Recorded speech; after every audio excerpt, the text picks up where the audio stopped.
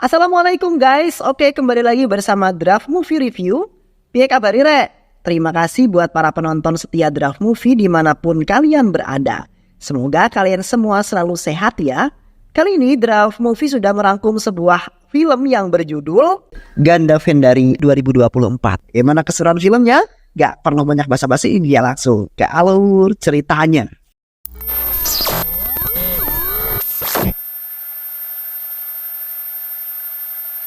Kesalahan masa lalu menyebabkan hubungan yang tidak harmonis antara anak dan ayahnya.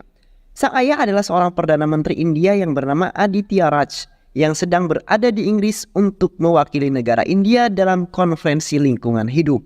Ia berusaha untuk memperbaiki hubungan dengan anaknya yang bernama Priya.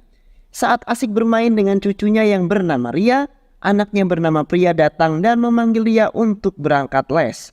Raut sedih terpancar dari wajah Perdana Menteri terlihat ketika penolakan terus saja diberikan oleh Priya ketika akan diajak bicara olehnya.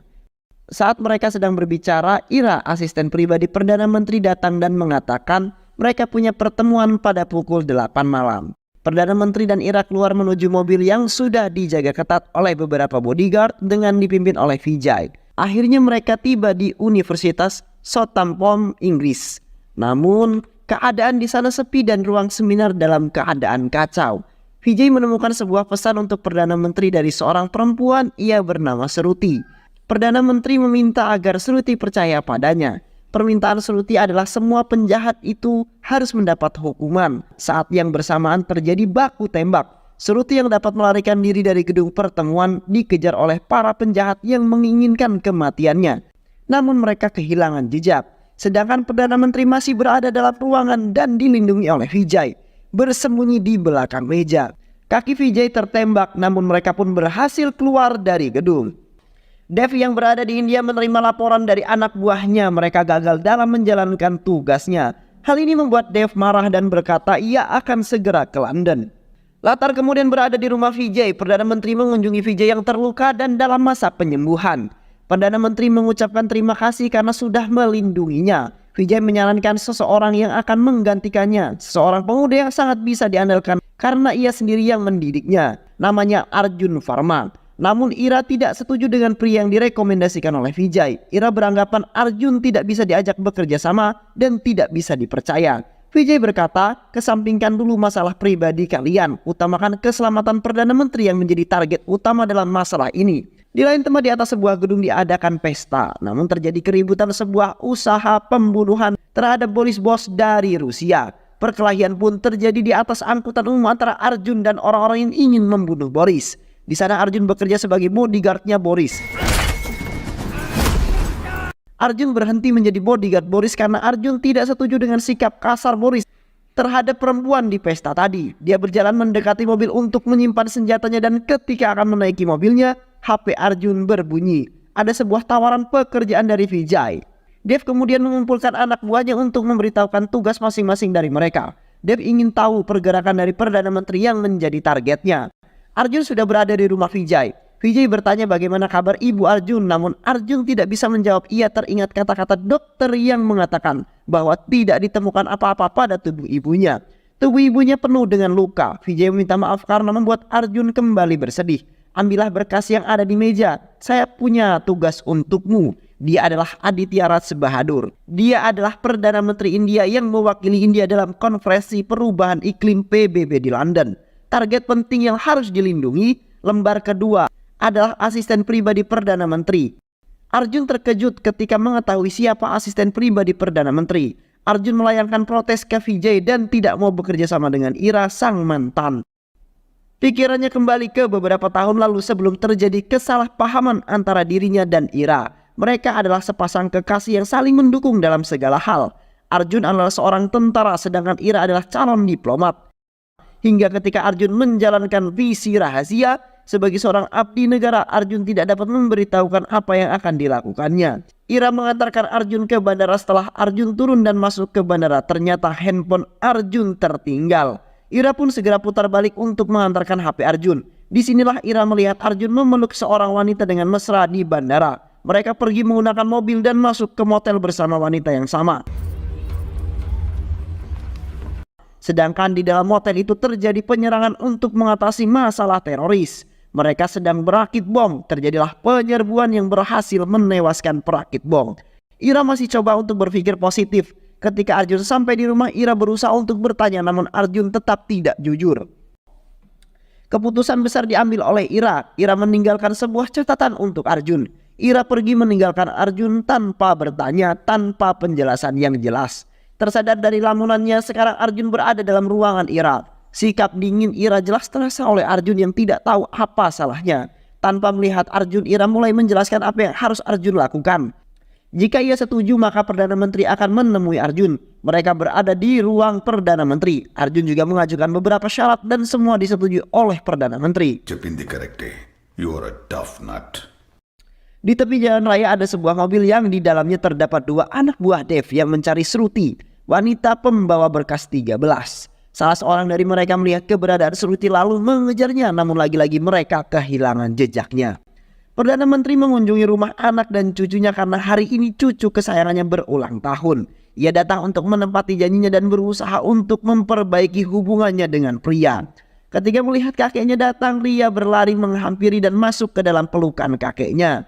Ria juga memperkenalkan teman-temannya. Perdana Menteri memberikan hadiah boneka untuk Ria dan boneka itu adalah milik pria yang masih disimpan dengan baik oleh Perdana Menteri. Melihat bonekanya dulu, hati pria mulai mencair. Namun berbeda dengan Arjun dan Ira. Mereka terlibat pertengkaran. Ira kemudian mengeluarkan semua yang ia pendam selama ini. Dan jawaban Arjun membuat Ira berpikir. Arjun mengatakan ia adalah anggota pasukan khusus yang pensiun dini dan mengajar di sekolah. Setiap minggunya ia harus melapor ke Delhi. Ia kira Ira adalah gadis yang berpikiran luas, namun ternyata tidak. Setelah itu Arjun meninggalkan Ira dengan segala pemikirannya. Pesta telah usai, Perdana Menteri pamit pulang kepada cucu dan anaknya. Tiba di kedutaan, Arjun mengatakan besok ia tidak akan datang lagi. Ia akan mengundurkan diri dan akan ada penggantinya. Perdana Menteri berusaha menahan Arjun, namun ia bersikeras untuk mundur. Perdana Menteri pun akhirnya mengalah. Arjun boleh berhenti, tetapi ada satu tugas yang harus ia lakukan sebelum berhenti. Disinilah sekarang Arjun berada di stadion sepak bola. Duduk di antara ribuan penonton yang sangat antusias. Shruti pemegang berkas 13 juga ada di tempat duduk paling atas sehingga dapat melihat pergerakan yang lain. Ia akan menghampiri Arjun tapi diurungkan karena ia melihat orang-orang yang ingin membunuhnya juga berada di sana. Tak habis akal wanita itu sudah memprediksi jika rencananya gagal. Maka ia mempunyai rencana cadangan seperti yang ia lakukan saat ini. Ia menggunakan mobil-mobilan untuk mengirim pesan kepada Arjun. Arjun berjalan keluar dari podium untuk ke tempat parkir. Namun saat akan keluar, keberadaannya ketahuan oleh anak buah pembunuh tersebut. Di jalan raya yang cukup lenggang terjadi kejar-kejaran dan penjahat-penjahat itu terus menembak ke arah mereka. Shruti tertembak pada bagian perutnya. Shruti terjatuh dari motor. Saat Arjun menyadari itu, ia menghentikan motornya dan menghampiri Shruti. Ia menyerahkan flash disk tanpa berpesan apapun. Arjun meninggalkannya dengan membawa flash disk dan HP yang terjatuh. Malam bagi Shruti, ia harus meninggal ketika misinya masih belum selesai. Malam hari di sebuah hangar pesawat pribadi mendarat. Dev dan anak buahnya menunggu kedatangan Ranveer. Ia marah karena anak buahnya gagal mendapat apa yang ia mau. Di kediaman Perdana Menteri, Arjun sudah ditunggu oleh Ira dan Perdana Menteri. Arjun marah kepada mereka karena Arjun tidak mengetahui apa yang sebenarnya terjadi. Ketika ia akan pergi, Perdana Menteri meminta Arjun untuk mendengarkan apa yang terjadi. Perdana Menteri meminta Ira membuka flash disk yang dibawa Arjun. Arjun terkejut melihat isi flash disk tersebut. Flash disk itu terisi bukti-bukti kejahatan yang dilakukan oleh seorang pengusaha CNC. Limbah pabrik miliknya yang menyebabkan polusi air yang sangat berbahaya bagi kesehatan. Arjun bertanya apa hubungan semua ini dengannya. Perdana Menteri mengambil sebuah berkas dan memberikannya kepada Arjun. Lalu bertanya apakah ibu berasal dari Lambasini? Karena ada tempat pembuangan sampah seperti itu di sekitar 3 km dari Lambasini. Dari hasil pemeriksaan ibunya Arjun, ia dalam darahnya mengandung racun dalam jumlah yang banyak. Karena mengkonsumsi air yang sudah tercemar sehingga mengalami kerusakan kulit yang parah. CNC adalah perusahaan milik Ranveer, seorang pengusaha besar yang kejam. Bahkan ia membunuh orang tuanya sendiri untuk menjadi penguasa. Sebagai seorang tentara terlatih, Feeling Arjun sangatlah kuat, ia bisa memprediksi apa yang akan terjadi. Dengan cepat Arjun membawa Perdana Menteri dan Ira untuk meninggalkan kediamannya. Tak berapa lama Ranveer dan anak buahnya datang. Rumah dalam keadaan gelap. Ranveer memerintahkan anak buahnya untuk masuk. Rumah itu sudah dilengkapi dengan teknologi keamanan yang tinggi dengan menggunakan sistem sensor. Jika ada pergerakan maka sistem persenjataan akan aktif secara otomatis. Di sini anak buah Ranveer banyak yang meninggal. Ranveer masuk ke dalam rumah melihat bagaimana kondisi anak buahnya. Ketika Ranveer akan pergi melihat sebuah kamera yang terpasang di kaca. Ia tahu Perdana Menteri mengawasinya lewat kamera-kamera tersebut. Ranveer berkata ia akan mendatangi tempat orang yang sangat disayangi oleh Perdana Menteri. Mengetahui hal tersebut, Arjun menginjak rem mobil dan segera putar arah menuju rumah pria. Namun Ranveer terlebih dahulu sampai di sana. Bel pintu berbunyi. Pria terbangun akibat suara bel pintu dan betapa terkejutnya ia melihat Ranveer sang mantan suami ada di depan pintunya. Pria ikut terbangun. Pria menggendongnya saat itu telepon berbunyi. Pria mengangkat telepon dan mendengarkan ayahnya berbicara. Namun anak buah Ranveer berhasil masuk ke rumah lewat pintu samping dan membukakan pintu dengan untuk bosnya. Pria menyembunyikan Ria di belakang tubuhnya. Ranveer menginjak telepon dan sambungan telepon terputus. Ranveer menyayangkan pernikahan yang sudah berjalan 4 tahun harus berakhir. Dan ketika ia melihat anak kecil berada di belakang pria, ia mengatakan, apakah ini anak kita? Dia sangat cantik. Aku adalah ayahmu. Apakah ibu tidak pernah bilang? Ranveer membawa Ria ikut bersamanya sebagai alat tukar. Perdana Menteri datang terlambat ketika Ranveer dan Ria sudah pergi dari sana. Pria duduk dengan tatapan kosong sambil memegang HP yang di dalamnya terdapat pesan dari Ranveer. Ia akan mengancam akan membunuh Ria jika tidak mendapatkan apa yang dia inginkan. I won't hesitate to kill her, not even for a second. Keesokan harinya Perdana Menteri bercerita kepada Arjun apa yang sebenarnya terjadi. Ketika keluarga Ranveer datang meminang pria, ia tidak dapat menolak walaupun pria keberatan.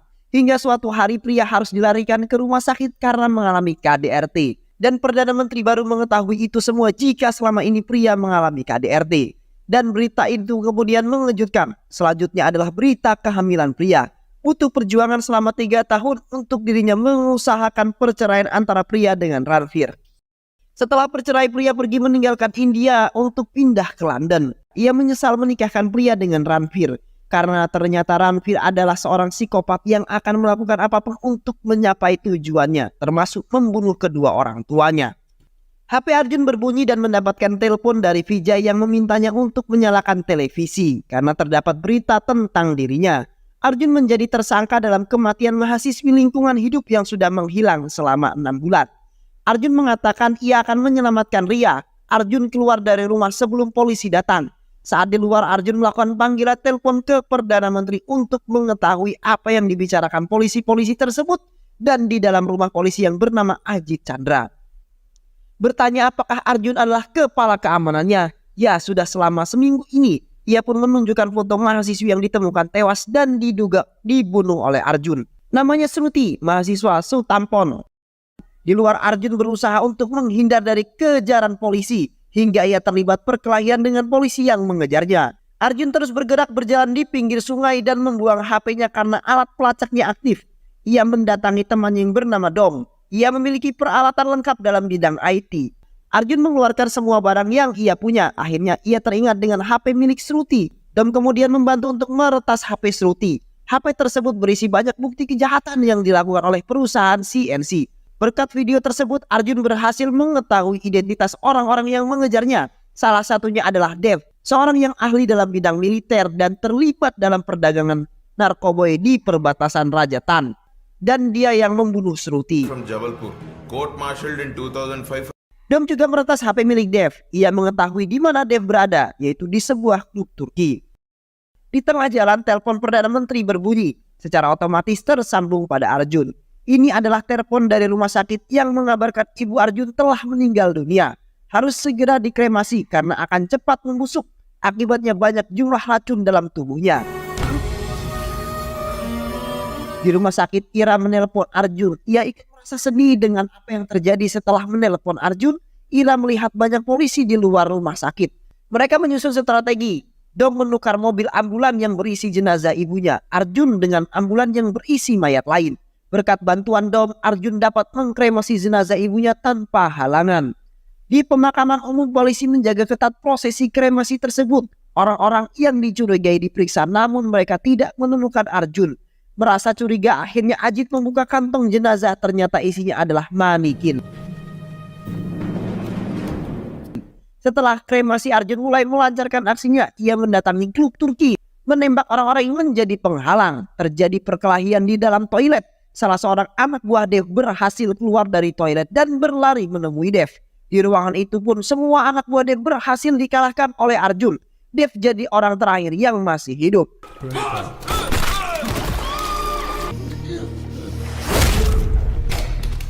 Di luar kantor polisi, datang dua polisi selesai berpatroli. Ketika akan masuk, salah satu dari mereka mendengar sesuatu dari dalam bagasi mobil. Ketika dibuka, ternyata isinya adalah seorang yang terikat. Satu polisi masuk untuk melapor. Ia mengatakan ada seorang yang terikat di bagasi mobil. Foto flash disk dan HP pun disertakan oleh Arjun sebagai barang bukti. Ternyata itu adalah Dev yang dikirim Arjun ke kantor polisi. Ponsel Ajit berdering, ternyata Arjun menelpon. Ia mengatakan dia adalah yang membunuh Seruti. Di tempat lain, Ranveer menghubungi Perdana Menteri dan menyuruhnya untuk menemuinya di stasiun kereta Waterloo pukul 5.30 dan membawa berkas 13. Ira yang ia minta untuk mengantarkannya. Perdana Menteri berkata jangan melibatkan Ira dalam hal ini. Biarkan ia yang mengantarkannya. Namun Ranveer menolak dan mengatakan Perdana Menteri harus tetap menghadiri konferensi dan menandatangani berkas-berkas yang ada, tepat memilih CNC sebagai pengawas. Kesalahan sekecil apapun yang merugikan CNC, taruhannya Ria akan mati. Pembicaraan antara Ranveer dan Perdana Menteri ini didengar oleh Arjun dan Ajit. Di kedutaan, Perdana Menteri mengatakan kepada Ira ini adalah pilihan sulit. Aku berjuang demi negara, tetapi aku dijauhi keluarga dan ketika aku bertemu dengan cucuku, aku harus kehilangannya. Ajit melihat isi dari flash disk dan HP Seruti. Bagaimana limbah-limbah itu mengandung bahan-bahan berbahaya dan merusak kesehatan. Tempat sampah itu adalah milik CNC. Ini berarti perusahaan itu tidak mengikuti protokol yang ada. Ira akhirnya sampai stasiun yang Ranveer tentukan. Kemudian ia mengikuti seseorang yang merupakan utusan Ranveer. Ira mengikuti orang tersebut masuk ke dalam kereta. Ternyata flash disk yang diberikan adalah palsu. Arjun berada di lahan yang dipergunakan untuk menyimpan barang-barang bekas milik Ranveer dan juga sebagai tempat menyekap Ria. Terjadilah perkelahian. Di luar tempat konferensi, masyarakat melakukan demo dengan damai mengenai masalah lingkungan hidup. Para duta besar berdatangan dan mulai memasuki gedung konferensi. Konferensi mulai dibuka, giliran Perdana Menteri ini melakukan pidato di konferensi. Ia menampilkan video bagaimana negara-negara berkembang menjadi tempat pembuangan limbah-limbah industri dari negara maju. Salah satunya adalah perusahaan CNC yang mencari keuntungan besar dari masalah ini. Mengatasnamakan untuk memperbanyak lapangan pekerjaan. Orang suruhan Ranveer sudah bersiap seandainya Perdana Menteri tidak melakukan apa yang Ranveer inginkan. Namun semua sudah direncanakan. Vijay bertugas melindungi Perdana Menteri. Ia menembak anak buah Ranveer selagi Arjun membebaskan Ria. Ranveer membawa Ria pergi dari tempat itu dengan menggunakan mobil. Arjun mengejar dengan motor. Arjun terjatuh dari motor. Ranveer turun dari mobil dan menembak Arjun berkali-kali. Arjun tidak mengalami luka tembak serius karena ia menggunakan rompi anti peluru. Terjadilah perkelahian antara Arjun dan Ranveer.